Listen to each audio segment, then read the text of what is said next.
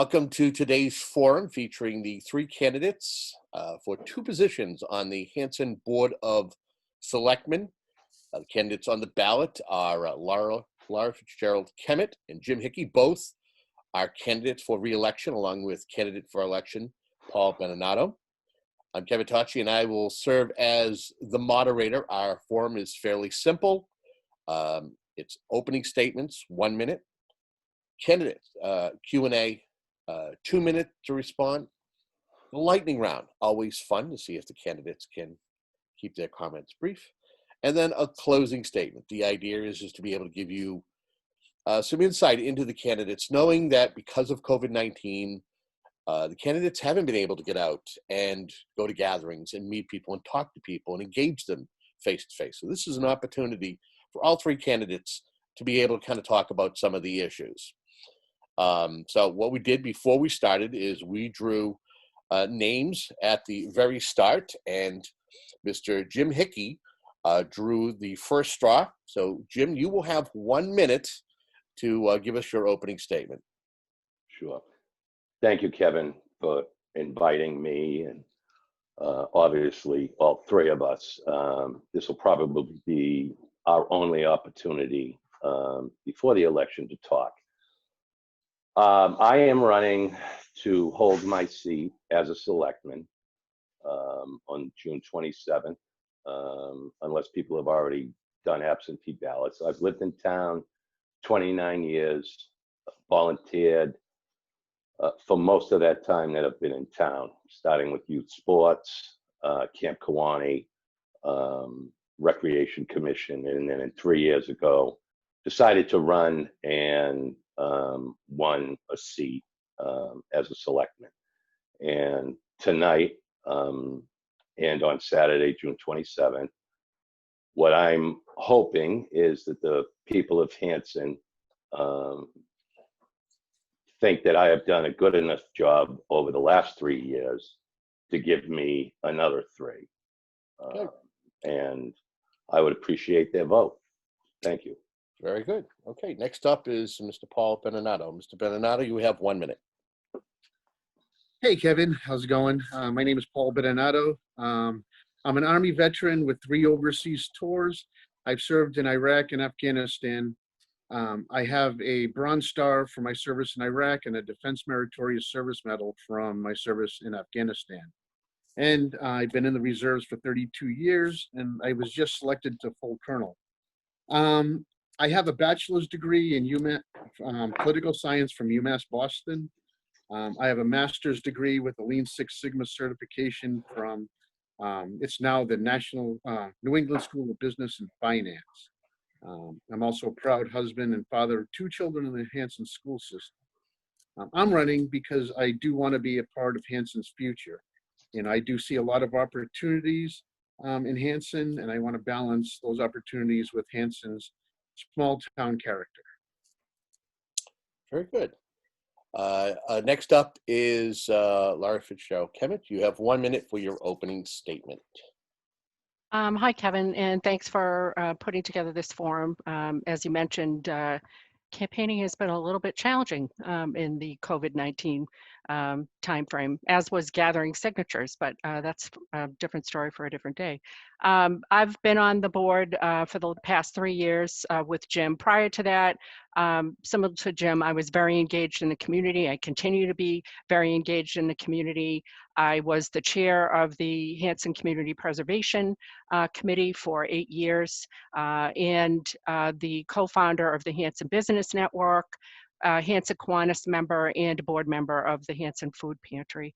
And in the last 3 years, as a selectman, we've accomplished quite a bit and amidst all kinds of challenges, not the least which was COVID-19 and the untimely departure of our town administrator last year. Nevertheless, we managed to forge through and get quite a bit accomplished. Okay. Is that my 1 minute mark? That is your Okay. 1 minute mark, but that's okay because we're going to go to you for the first question, and that is, what have you brought to the Board of Selectmen that it previously lacked and might need moving forward? You have 2 minutes. Okay. I mean, I think what I've brought is my organizational skills, my ability to collaborate, and the fundamental belief that everybody brings something of value to the table. And I think that's really important because at times in the past, I didn't feel as though the Board of Selectmen was inclusive and was reaching out to people, was including them in processes, was working with town hall employees and validating that they were important and that they brought skills to the table. So I bring that and also a passion. I really want to give back to the town. I am proud to live in town. I've raised a family here. We've lived here for almost 27 years. And both my husband and I feel a real obligation and a passion about giving back to the town. So I think those would be the things. Also, a vision of what this town could be in keeping with the small town charm. Obviously, we don't want to be building high rises and that type of stuff, but I do think we can move the needle on bringing in some development, some economic engines to that Main Street area, and to really working towards making Hanson continue to be the type of place that people originally were attracted to, but just a little bit better with a little bit more income. Okay, very good. Jim, same question. What have you brought to the Board of Selectmen that it previously lacked or might need moving forward? You have 2 minutes. Well, Kevin, I think Laura hit it on the head when she had mentioned, especially over the past 2 years. My feeling has been this has been an excellent board, and everyone has something different to add. I know we talked about it, and I had said it on my Facebook page about getting $400,000 in tax title properties, but that wasn't me alone. That's the board working with now John, or soon will be John, and other members of Town Hall, where I think Laura's absolutely correct. That has been lacking in the past, and we can have discussions. We don't all agree on everything that comes across our desk, but we have a willingness to listen to each other. And if you don't know the answer, you can go find it, because I believe each one of us has a strength that might be somebody else's weakness. And I really think the past 2 years, the board has done extraordinary things in moving Hanson forward. Okay, Thank you. very good. Paul, same question to you. More or less, though, what will you bring to the Board of Selectmen that it might currently lack or need more of? You have 2 minutes. Okay, well, myself, my wife, we represent, the families that Hanson's trying to attract, into the town. And, I see a lot of potential here in the town. It's a great town. Has a great small town feel, great character. But, there is opportunity for improvements. There is opportunity to do more to attract, the young professional family, or the professional family who commutes in and around Boston. This is a nice, perfect location. That's part of the reason why we moved here several years ago. Like I said, I have a master's degree with a Lean Six Sigma certification, both on the military side and the civilian side. I'm used to managing large organizations. I'm used to managing budgets while also maintaining an audit trail. I'm used to doing that with large organizations, budgets, and the like. We also want to be involved in the community. I want to be involved in the community to make a positive impact for the future. And essentially, what better opportunity is there than to serve as a member of the Board of Selectmen? Very good. Okay, next question. And we'll be starting with Paul. The question is, much has been discussed regarding the school district's budget and assessment methodology. Taking into account that the Commonwealth of Massachusetts ultimately requires the use of the statutory method, there's not a unanimous agreement between the two towns of Whitman and Hanson, forcing, of course, a 1/12 budget to be used. Are you in support of the current proposed method or the amendment? And if not, how would you propose to move forward? You have 2 minutes. Okay, well, first, I'm not in support of the school-specific override. Basically for the same reason as everybody else in town, because it's not fair to Hanson.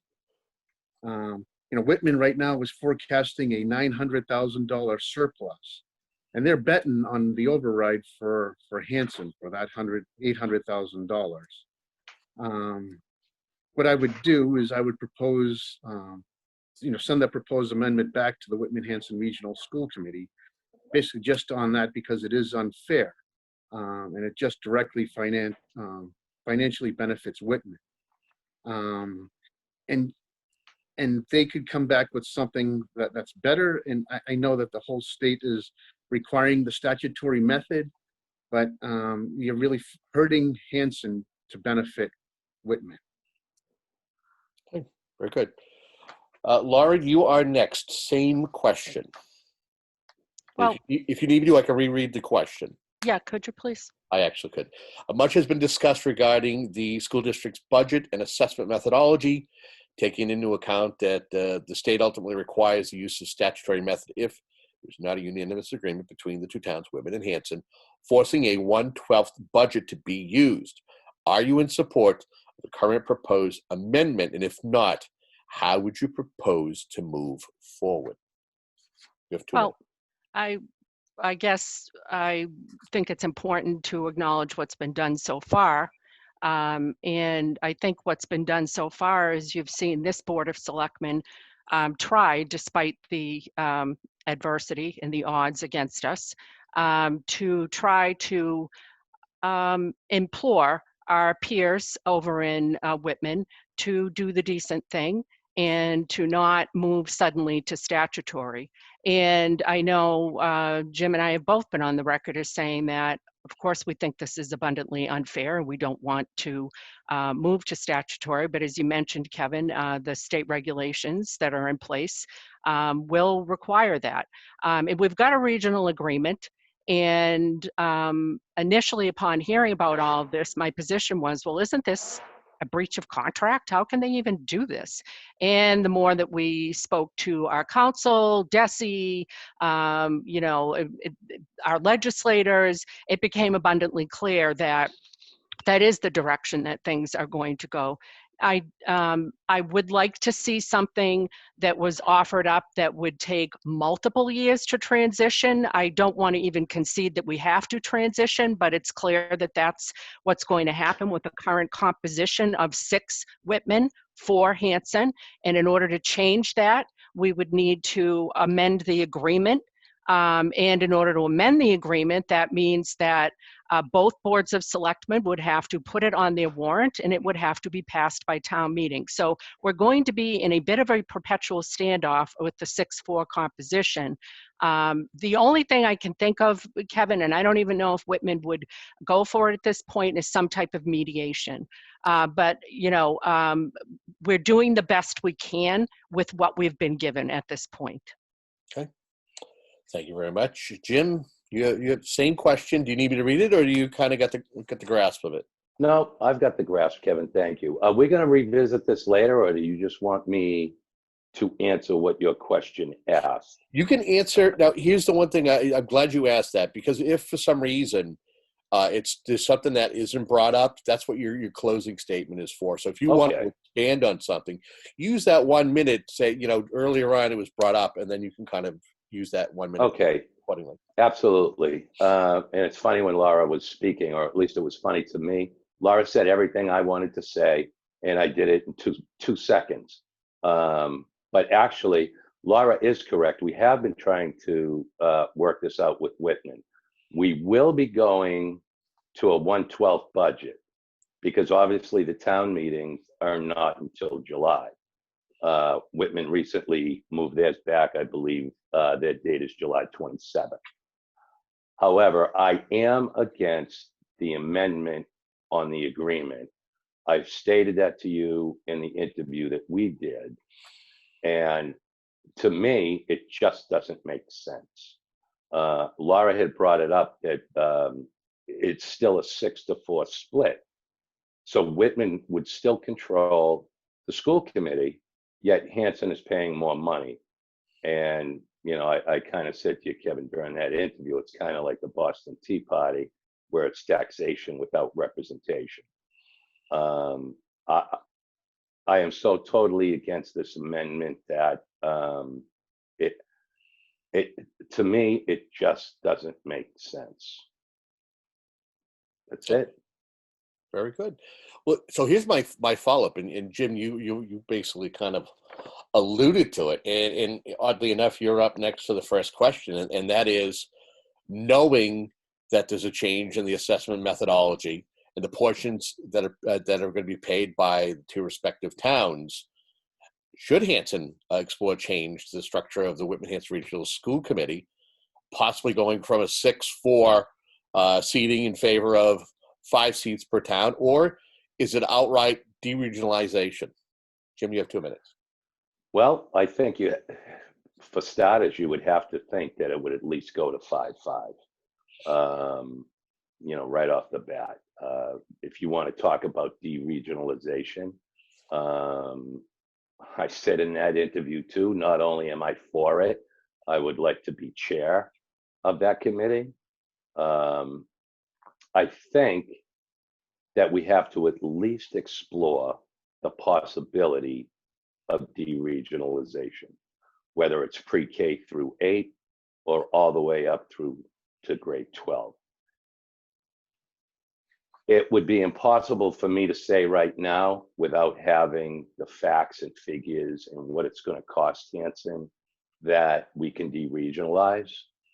But I do think we need to take a serious look at this, because with all this going on, Kevin, you know, this is all between adults, and I don't have children in the school system anymore, but Paul does, and it's his children that are going to be the ones that don't get the best education that, as a town of Hanson, we can give them with the current situation. Okay, thank you. Same question, Paul. Knowing you know that the assessment methodology has changed, what each town is paying, should there be an exploration done by Hanson to see if you could change it from 6-4 to being 5 seats for each town, or should you just explore deregionalizing? Well, yes, we should, and I'm kind of like Laura there. I kind of wish that Whitman did allow to take a phased approach to the statutory method, because asking Hanson to, you know, to deal with this $800,000 override this year, and then potentially, you know, and then $1.2 million next year, and then God knows what, right off the bat, right in the middle of this COVID situation, is difficult. And yes, I have 2 children in the school.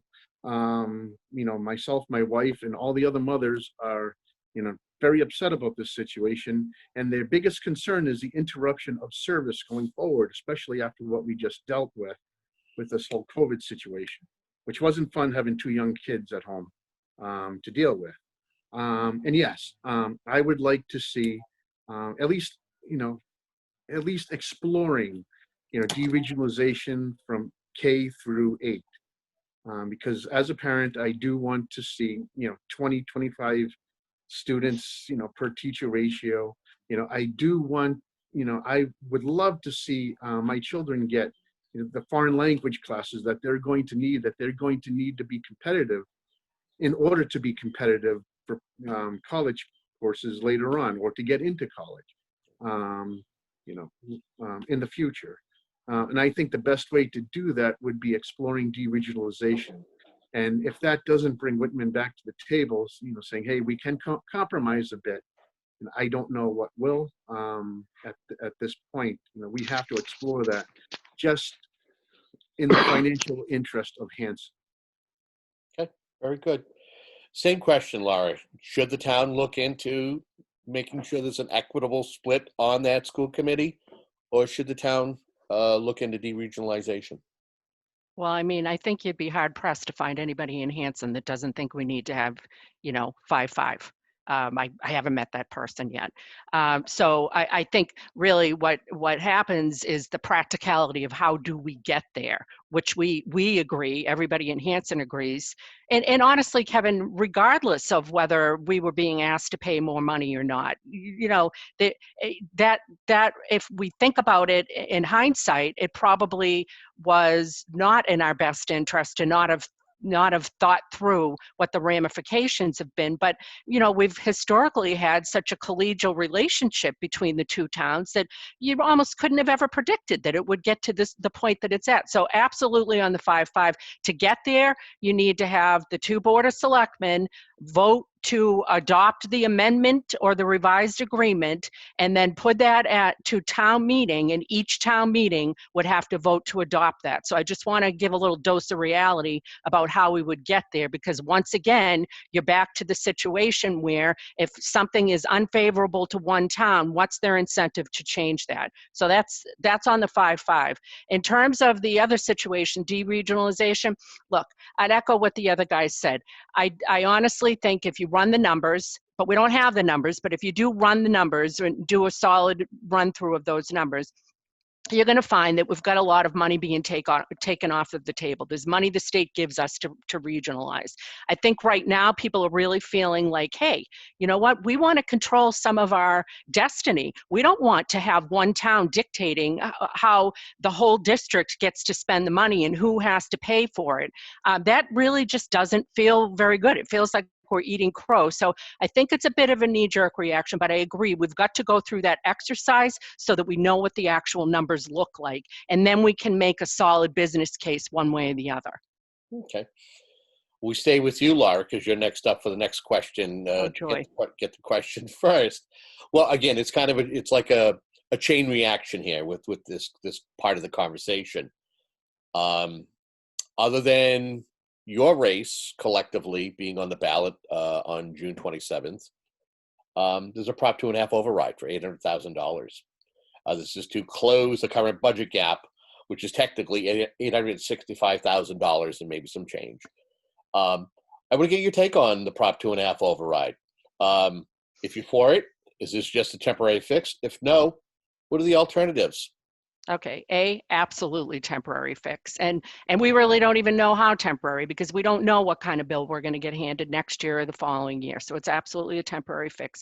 It was put on the ballot at the recommendation of our FinCom and our town accountant, who said, look, we're running the numbers, guys, and you've got a deficit. You've got an $1 million, but we'll find ways to cut $200,000 deficit. So, we under the gun, put it on there.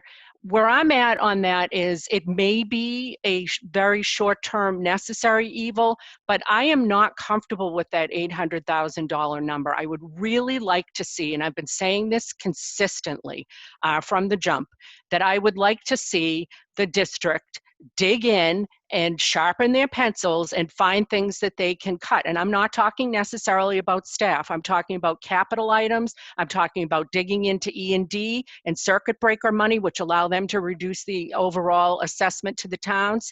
There are things that could be done to bring that dollar amount down. And then and only then would I say, okay, I feel like there's a spirit of cooperation here. There's a spirit of compromise, because the situation we find ourselves in right now, it feels very much like Hanson's the only one being asked to compromise. And this is why you're seeing people getting so angry, because it's like, wait a minute, let me get this straight. We're moving to statutory in the same year that we're doing that. The district has added 4 positions. They're not really, being sensitive to COVID-19 and all of the other things that we're facing, up the road. It just seems as though there's a bit of tone deafness out there, and I'll just leave it at that. Okay. Jim, same question. Prop 2.5 override for $800,000 to close an $865,000 debt. Well, Laura says it's more closer to $1 million. What are your thoughts? Are you for this? Is it a temporary fix? If not, what are the alternatives? Well, Kevin, I voted by absentee ballot because I'm not going to the polls because I am still concerned about COVID-19. And I can tell you exactly how I voted. I voted for it because what I am afraid of is that when the state takes over with the 1/12 budget in July and Whitman turns down their amendment, which is on their ballot for the 600,000, that there's a real possibility that come December, Hanson could get stuck with the $1.35 million that is the shortfall at the high school. If we go with the override, we have the 800,000. If it doesn't pass and Hanson gets stuck with the entire bill come December, we are cutting everything. The schools will have to cut, but so will police, fire, recreation, highway, the transfer station. The library will lose so many more hours. Transfer station will probably be only open one day. Camp Kiwanee will be closed and never open because where are we going to get that money? Where are we going to get it? I have no idea. Laura has no idea. Maybe Paul does. And I don't want to speak for anyone else, but I don't know if Paul knows where we're going to get that money. But somehow we're going to have to pay it. So everything is going to be cut. I know we don't have trash pickup in town. We don't have town storage. Okay. Well, okay. So those areas can't be cut. So we've got to cut it from somewhere else. Where is that going to be? I voted yes. Paul, same question. Prop 2.5 override for $800,000 to close a gap of approximately $865,000. Are you for this? Is it a temporary fix? If no, what are the alternatives? Okay, no, I'm not for it. And this is an $800,000 school-specific override. This is not a general override. So what do we do going forward? It just should be part of it. So one, we can't just roll over because this is only step one. This is next year we're facing the $1.2 million override, and we're kind of dealing with the same situation over again. And to ask residents to fork up, whatever their portion of $800,000 is this year based on their property values, and then do it again next year, that's tough for a lot of people to take. So what we need to do is vote against it, the proposition override, and hopefully Whitman-Hanson Regional School District has a contingency plan. Hopefully they're not just betting 100% that Hanson's going to bail them out. That would force them to come back to the table, force us all to look at the budget, and like we said, we really need to take a look at it. We need to take a look at a phased approach if we are going to go with the statutory method. And yeah, we cannot hold our kids' education hostage. Let's just deal with it once. Let's bring everyone to the table, and let's not do a partial solution going forward. Okay, I want to expand upon this just a little bit further. And if your answers are abbreviated, that's okay. It's understandable. Let's say this does not pass on June 27th. Laura has made suggestions. Jim, you've made suggestions. Paul, you've made suggestions. But then when it comes, because right now it's a what if, because you still have that looming vote. But let's say it doesn't pass, and I know that Hanson residents, they have passed debt exclusions or capital exclusions in the past, but I'm pressed to remember an actual Proposition 2.5 override. So what do you do? What areas do you reduce? Is it a matter of sitting down and asking department heads to reduce by 20%? Is it a matter of taking a look at some of the parcels of land that maybe the town has and sell those off? What are some of the out-of-the-box ideas that the town may have to explore in order to right its financial ship? And we'll start with Paul first. Okay. Well, first of all, this is a school-specific override. So let's say it doesn't pass, and we do have to look at the budget, and that's going to have to everything from can we share snow removal? Can we outsource other things besides um, you know other things, electricians? I know we're already outsourcing custodial there. Can we come back with something that's more than a smack in the mouth of an $800,000 override and then a $1.2 million override the very next year? And I think if we do, quote unquote, sharpen the pencils and look at it, and also you have to look at the regional school agreement. Will Whitman want to give up their base of power? They have 6 seats and we have 4. Maybe we can negotiate that going forward. And also, if we look at deregionalization for K through 8, will that also bring Whitman to the table too, to negotiate at least a phased approach going forward with the statutory method? So yes, we're going to have to look at that option. Okay, very good. Laura, same question. Can you repeat the question? Okay, Yes, thanks. I certainly can repeat the question. If it comes down to making cuts to the budget, let's say the Proposition 2.5 override does not pass, what are some of the out-of-the-box, other than trying to look in E&D and other accounts, what are some of the things that the town's going to have to do to be creative to be able to right the financial ship? Is it a matter of going to every department head going, yeah, I know you cut 10% initially, but can you cut another 10 or another 20? Maybe if the town has some parcels of land that is still owned, is it a matter of selling it off? I know you got Plymouth County Hospital. That All right. land. Yep, got it. Yeah, in terms of parcels, I think Jim and I have already addressed that. We are on top of that. We have been proactive, so we don't have a backlog of parcels to get rid of, Kevin. We've done that. It's already in the coffers and helping us through the present situation. Of course, we'll continue to be aggressive about that as we have been, and we've put in a best practice on that. We're on top of it. In terms of cutting, I don't think that there's any magic pixie dust that we're going to be able to sprinkle. This is, I think, I think Jim in his comment, mentioned the things that are going to get cut, and it's very real. It will be police, it will be fire, it will be Camp Kiwanee, it will be the transfer station, and the highway, and the library. And, the thing that I've found, and I've been in management for 35 years, and I've also gone through, some lean training, Six Sigma lean training. I'm probably not as advanced as Paul, but I would, I would say we're very, very efficient at Town Hall. In fact, one of the things that I've been really impressed with is how much we do with how little we have. We have a part-time IT guy. We have a part-time animal control officer. We have a part-time conservation agent. I mean, the list could go on and on and on. We have shared services with people.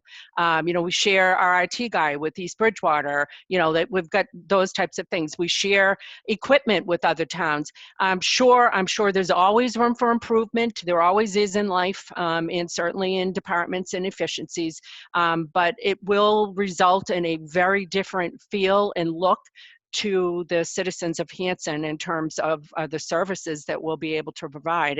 And other than that, I would just implore the district to dig deep and maybe think about some ways that they can cut too. All right, we're just coming to you, Mr. Hickey. Same question in regards to what to do financially in regards to the Prop 2.5 override does not pass. What do you do? Further downsize town government, town departments, sell off parcels of land? What would you do? Well, Kevin, the first 2 times you asked the question, you didn't say it to me this time. You had mentioned talking to department heads and cut 20%. when I hear services and I hear cut 20%, you're talking jobs. And Laura is absolutely right when she said town hall runs very efficiently with what they have. So now you want to cut more. Things have been going pretty smooth the last 29 years, with the agreement that we've had at the high school. And now they want to change it. Why? Because they can. And I don't want to get off topic. There is no places to cut. You want to talk about selling pieces of land? What pieces of land? This is going to be so devastating to Hanson. Whitman, I won't use the phrase, Whitman has us by the throat, basically, on what they're doing. It's unfair. There was no warning. I can remember sitting at that meeting when the superintendent came in last August and told the Board of Selectmen that this was the plan. And we had no answer. We had no idea that this was coming. And now it's here, and we have exhausted every possible method to try to work it out.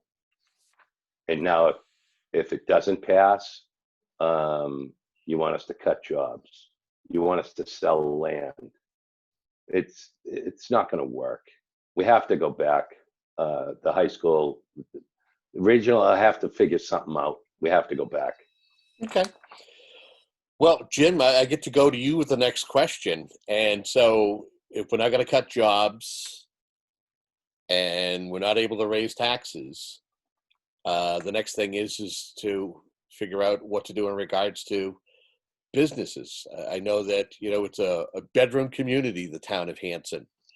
Isn't it like a 92% residential compared to maybe a 8-9% for as far as businesses? So I'm going to ask you this again. We're looking for ways to generate revenue. Hanson currently has a one tax rate for both the residents and businesses that they pay. Should the town consider a split tax rate? You have 2 minutes. We may have to look into that. Again, it's a possibility. We look at the numbers, but one of the problems we have is obviously Main Street. But without town surge, no one's coming in. It would be great to build, as Paul mentioned earlier, young professional people, getting them down there in 1 or 2 bedroom condos. And Laura can correct me if I'm wrong when it's her turn, but it was something around $10 million to tie that in to the Brockton system. No developer is going to spend that kind of money, down on Main Street to make that happen. I really can't give you an answer on that one, Kevin. If you're strictly talking tax rate, yeah, we're going to have to look at it and maybe go up a little bit. But the 8% of the businesses we have, do we want to lose them? Of course, they can go right over to Whitman because Whitman has Route 18, and they have plenty of commercial and industrial businesses over there. I'm sure they could find another spot, for one of the businesses that we have in Hanson. Okay. I'll leave 33 seconds on the clock. Okay, thanks. Okay, Paul, same question. Should the town of Hanson go from the one tax rate for both residential and commercial, consider a split tax rate? Well, before I go there, I just do want to go back that if we don't approve the override, now Whitman is going from a surplus, and then they're in they are now in a difficult financial situation. So do you really think that will not bring them back to the table if we vote against it?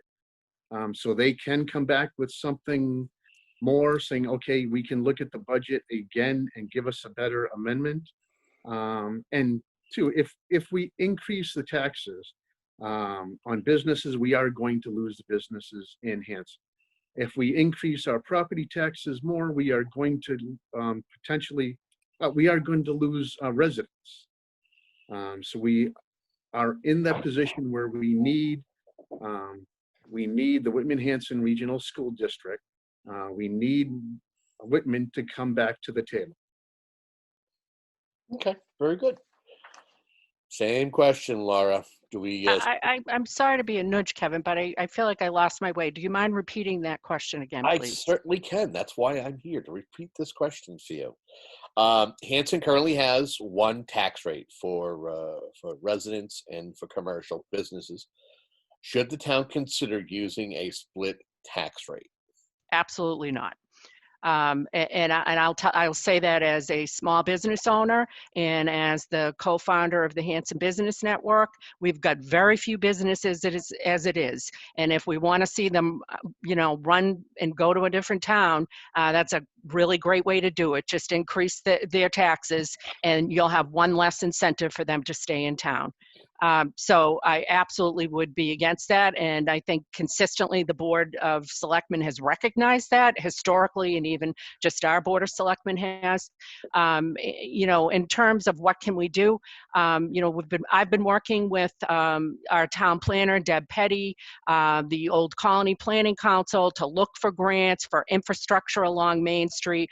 As Jim knows, this board designated that area as an economic development target area, which allows us to get grants, federal and state, which we were not able to do in the past. We've already got builders that are working on building the housing that Mr. Hickey and Mr. Benenato just referred to there, which I think we'll start seeing more plans that are a little bit more public coming soon. But I know that they're in the offing, and we're already seeing some progress there along Main Street in the area that everybody cringes when they drive by. So I think what we need to do is continue to support while enforcing compliance regulations, wetlands and all of that, and work on getting some, grant money, continue to shop it out and see if we can attract developers there to do some of the things that the town can't afford to do, but they may be able to.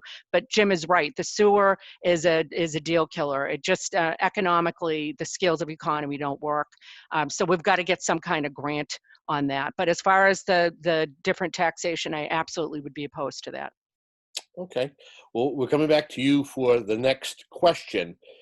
Again, trying to vet this out, talking about the finances of the town, talking about trying to be careful when it comes to businesses, but trying to find success. Right now, there's currently one licensed recreational marijuana grow facility in the town of Hanson. If the town is seeing real revenue from this organization, should the town consider a second or third license to companies seeking to grow their product in Hanson? You have 2 minutes. Okay. We do have one grow facility that has not in all earnest started up yet. They have recently just come back to us and said that they would like to discuss turning that into a manufacturing facility, which of course would bring a huge increase in the amount of revenue that they might bring to the town. And in terms of increasing the number of licenses, I mean, our zoning permits it in a very specific area, which is the industrial park. And I believe we're even restricted to one. So I think by our zoning alone, the Impressed LLC, which is the one entity that has applied and is applying now to become a manufacturing facility, is all we've got now. And it would be up to the taxpayers, the voters, to decide if they wanted to change that. What I think we can do for now is to try to support that one business that has applied and try to get them to get up and running as quickly as possible so that we can realize some of the revenue from that business. We need the revenue, and we don't have an Ocean Spray that's going to come knocking on our door deciding to come and locate in Hanson. Those days are gone.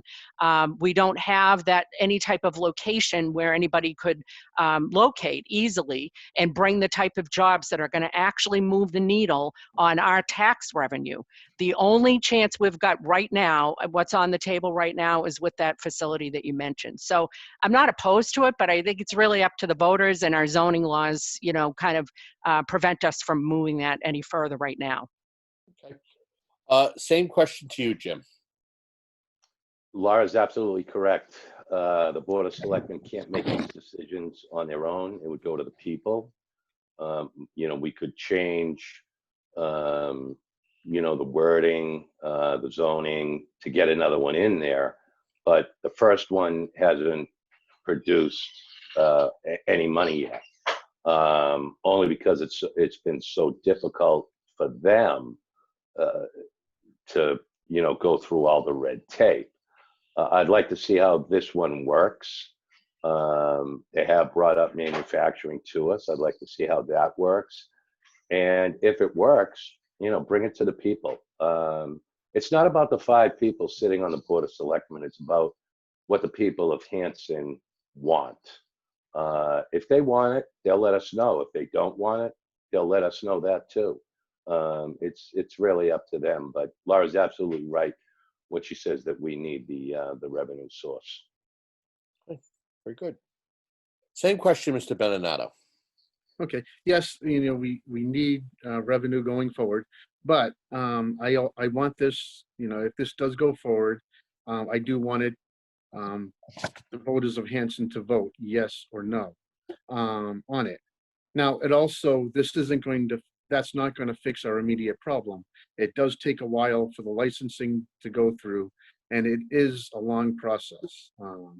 So if something does come in, we're not going to see revenue quickly enough to fix this current issue that we have.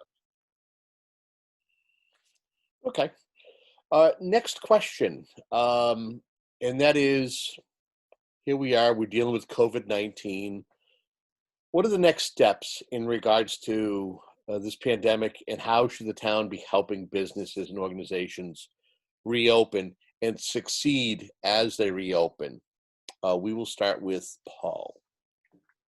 Okay. Well, with this whole COVID situation, I work in the healthcare industry, so this is going to be, the governor decided that he's going to do a phased approach to open, and there's pro and cons to it.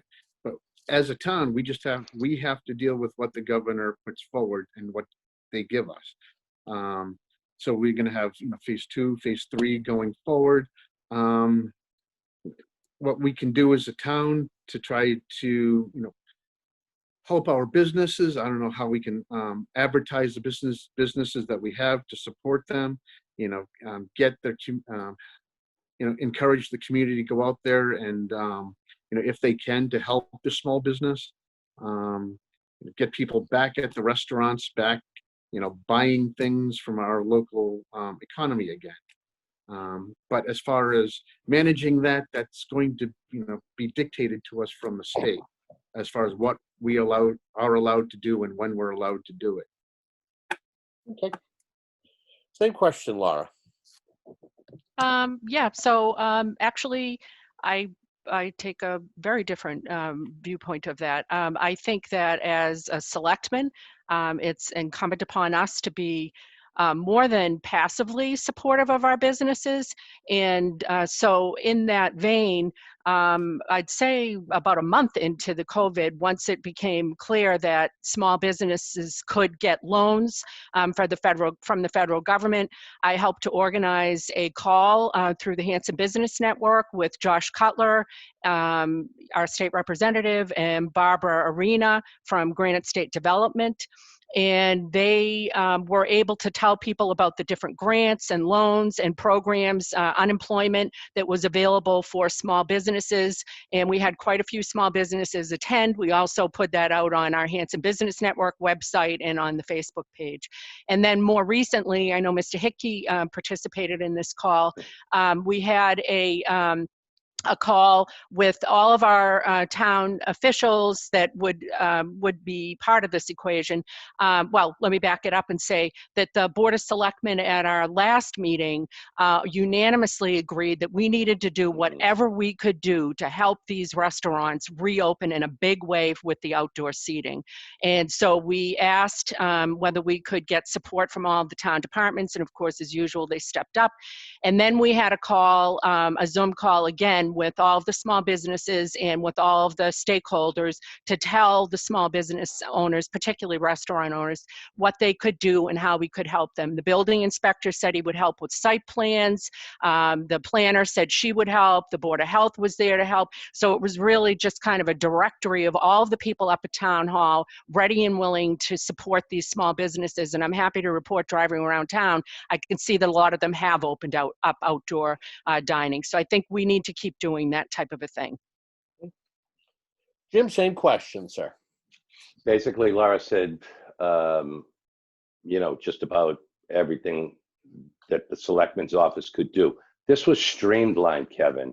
I took part in this meeting only because I wanted to actually see firsthand what was going to happen. And Laura and Josh Cutler did a great job. Bob Curran was there, Deb Petty, even I believe Arlene Diaz was there too as the Board of Health. And it was, I think, 45 minutes, but they were able to get this all done. All the ideas came out, what we were going to have to do with the paperwork to get this done, and it was streamlined. And as Laura says, there's businesses now, the restaurants are putting the table and chairs outside so that people can, dine out. And I should say our legal counsel was there also, and I guess it's called a new thing now, cocktails to go. But if they were getting food to go, they could get alcohol with that. So, I mean, yeah, as part of a member of the Board of Selectmen, we were able to, and this was the business network that really put it together with the town officials, that were able to streamline this thing right through. And John Stanbrook took the lead on getting, the proper paperwork to these restaurants. We couldn't have done it any faster. That's my belief on that. Okay. Jim, staying with you, this is the final question of the Q&A round before we go to the lightning round. I'm ready for that lightning round, but all right, give me this one. Yeah, okay, we'll see. Aside from budget issues and COVID-19, what do you believe is the most pressing issue facing Hanson, and what possible solutions do you offer? You have 2 minutes. Wow. Yet you don't want me to include the budget or COVID-19. You can if you want, Jim, but I feel we've kind of really exhausted a lot of time on that. But yeah, and I'm going first. So I don't know who's going second, but they have 1 minute and 46 seconds to think of something. Who's ever going third has 3 minutes and 42 seconds. Kevin, for me, it's got to be McQuan. The property has been sitting there for 2 years. I have a friend of mine that said it's a school. It was a school. It's not anymore. The teachers aren't there. The students aren't there. It's a building. And I know Laura has exhausted quite a bit of energy on this. I don't know how much the property is actually worth or what we could possibly do with it, but it's just sitting there. It took a long time, and it was the previous board that started the Plymouth Hospital project, but that kind of was at a standstill when Laura and I got on. And then when it really started to move forward after Laura and I got onto the Board of Selectmen. So right now for me, it's that piece of property down there. But you'd have to do a round robin table to have ideas to see what we could do. Maybe we do just sell it, but everything we do, and I don't want to say the word budget. It's all short term. We need to figure out a long-term program and what we're going to do. Okay, very good. Paul, very same question. Okay, can you, sorry, but can you repeat that question? I certainly can. Aside from the budget, although if you feel the budget is a pressing issue still, you can talk about it. But what do you feel is the most pressing issue facing the town of Hanson, and what do you offer for possible solutions if you are elected under the Board of Selectmen? Okay. Well, yes, the budget, the school budget is a major issue, but the other issues that we're going to have to address after we fix the budget issue is our infrastructure. I live in an area of town where if it rains a little bit, I lose power. And we lose power for a while. Now luckily I don't have the brown water issue. But yes, we're going to have to look into that and address that. And basically, how do you do that? You're going to have to work with the facility, the electric, the power companies, because we need to take a look at, who's responsible for that infrastructure, the power lines that goes down every single storm. Is there anything that, they could do to fix that? Is there any way that we could, manage that as a town? Can we get some of that underground? So every snowstorm, every rainstorm, we don't lose power. So that's what we're going to also have to face. And yes, the McQuan School. It was a school. It has lead. It has asbestos. And I know that there was a feasibility study to opening to figure out what to do with that. So yes, we're going to have to figure out what to do with that afterwards. Could that, what other uses could that be? And if we sell that, is there someone out there that, could also deal with, those issues, the lead, the asbestos, and can we do something to actually benefit the town? But yes, those are going to be long-term projects. That's not going to be the tactical view of dealing with the budget. That's going to be more of the strategic view, years down the line. You have 2 minutes to answer that as well, Laura. So I would agree, the McQuan, we've done feasibility studies, and we did do a town-wide survey asking people how they wanted to use that property. And at the time, and everything is, very based on time and place. At that time, we weren't in the financial predicament that we find ourselves in. People were very, very clear. I mean, when like 99.9% of the people were like, do not sell it. It's right next to the library. It's right next to the senior center. It's right next to Indian Head. Now, I don't know if we revisited that, we may end up getting a different answer, and perhaps there would be an opportunity for revenue. Having said that, I know that the sports folks are kind of planning on being able to use at least a part of that property. But where that's been going is we've been working with a commercial developer who shops it out with other people that they work with, and trying to get that to be developed at no cost to us, at the dime of the developer, and handled, on the developer's dime, to develop senior housing. So more on that later. Main Street has got to continue to be a focus. Get that cleaned up. It's a blight. It's an embarrassment.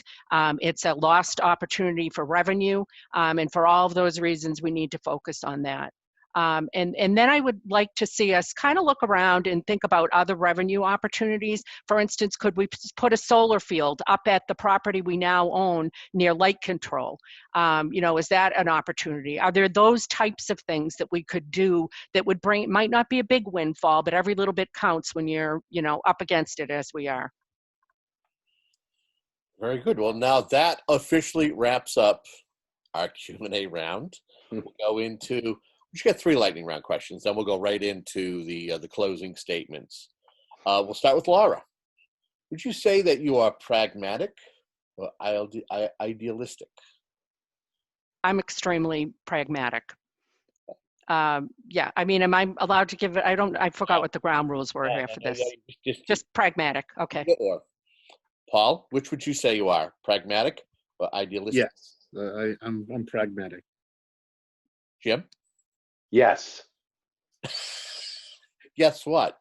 Oh, I thought they were yes or no. You pick one. Idealistic Sure. or pragmatic? I'll go with idealistic then, since the other 2 picked pragmatic. Okay, very good. Jim, Yes. should the bylaw limiting town officials' use of social media, yes or no?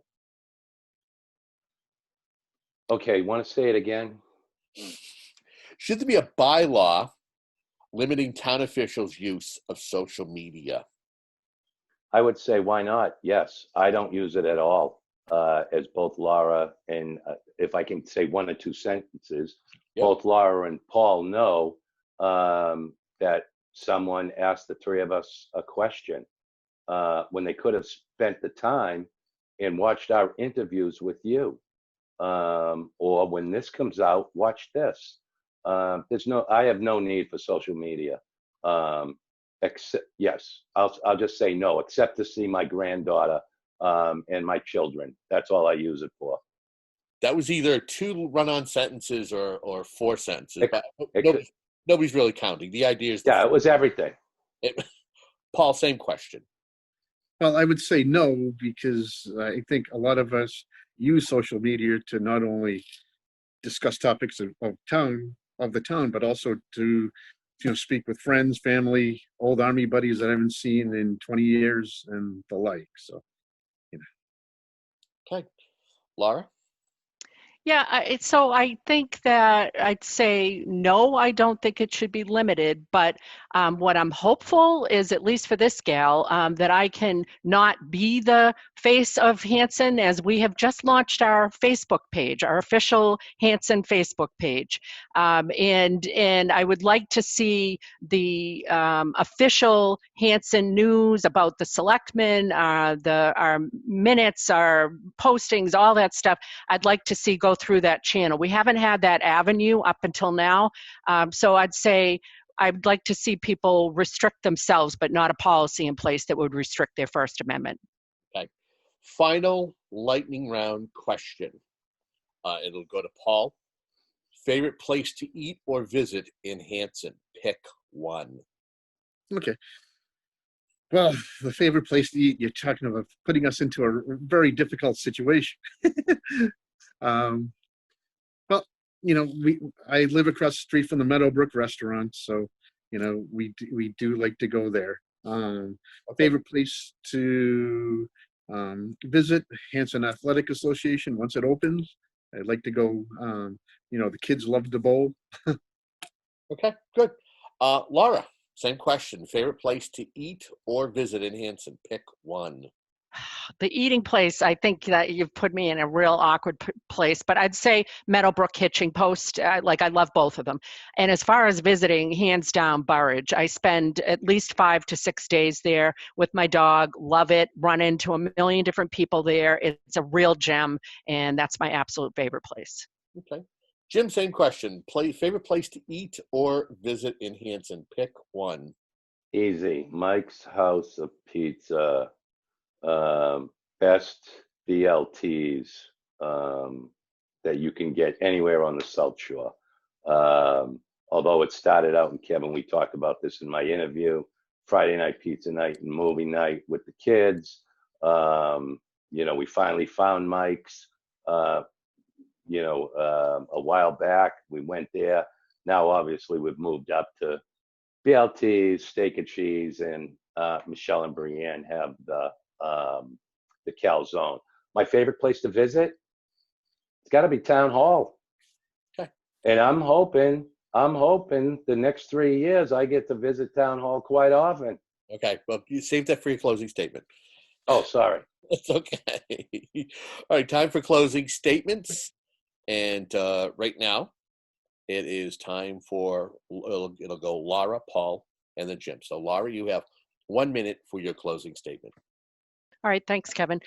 So I would just like to say that I'd ask for your vote on June 27th. I've really worked hard and passionately and given everything I've got for 3 years to the town of Hanson, and I'd like to continue to build on the good work that this board has done and that I've done. I'll continue to be proactive in communicating with citizens and collaborating with all of the very many boards and groups in town, and continue to serve, no matter whether you vote for me or not, continue to serve as your selectman. Very good. Next up is Paul Benenato. Paul, you have 1 minute for your closing statement. Okay, great. Well, thank you, Kevin. I'm asking for your vote on June 27th. And if I'm given the honor to serve the residents of Hanson, I promise to make a positive impact to Hanson's future. Hanson is a great community, and I see potential that could have a positive effect on the future of Hanson. I will dedicate my time to advocate for the taxpayers of Hanson, and I will balance its quaint small town character while encouraging small businesses to grow, and I will protect them. I also want to explore possible infrastructure improvements that will also benefit the town moving forward. Excellent. All right. And finally is Mr. James Hickey. Jim, you have 1 minute for your closing statement. Okay, Kevin, thank you. And as I said, my favorite place to visit is Town Hall. But I can tell you one thing. 3 years ago, we did something very similar to this, and we were in the selectman's office, and there were 4 candidates.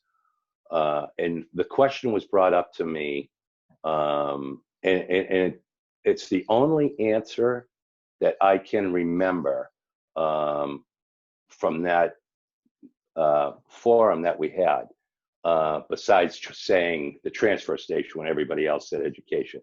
But my answer to a question was, if I'm elected selectman, the order in which things will work for me is my family, my job, and then being a selectman. I found since doing it over the past 3 years, it's not true. I've lost wages because I didn't go to work. I've lost family time because I'm a selectman. But I'm willing to make that sacrifice for the people of Hanson for another 3 years. Thank you. All right. And thank you to all 3 candidates for participating in this forum. I know that normally it's, the arena is different where we're all together and we get to discuss the issue. You get to look across from the individual that you're hoping to either join on a board or committee or unseat. So I thank you for joining me for this. And I want to thank the folks who are tuning into this particular forum. Remember, it's up to you to get out there and to vote. Today's forum did feature the 3 candidates running for the Hanson Board of Selectmen. Not only thanking the candidates for participating, but this also has helped to better inform you before you head out to vote on June 27th. Remember, the polls will be at the Hanson Middle School, if I'm correct. And for Paul Watson and the rest of the WHCA production team, I'm Kevin Tachi. Thank you for joining us.